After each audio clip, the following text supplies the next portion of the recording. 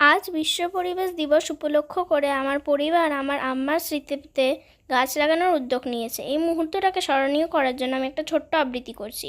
কবি রবীন্দ্রনাথ ঠাকুরের লেখা আমরা চাষ করি আনন্দে। আমরা চাষ করি আনন্দে, মাঠে ঘাটে বেলা কাটে সকাল হতে সন্ধে। রৌদ্র ওঠে বৃষ্টি পড়ে, বাঁশের বনে পাতা নড়ে।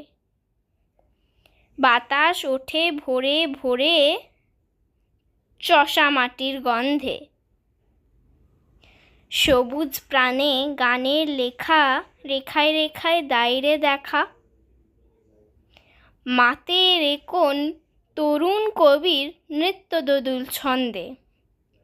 ধানের শীষে পুলক ছোটে সকল ধরা হেসে ওঠে। অগ্রাণের এই সোনার রোদে পূর্ণিমারি চন্দ্রে। আমরা চাষ করি আনন্দে। ধন্যবাদ।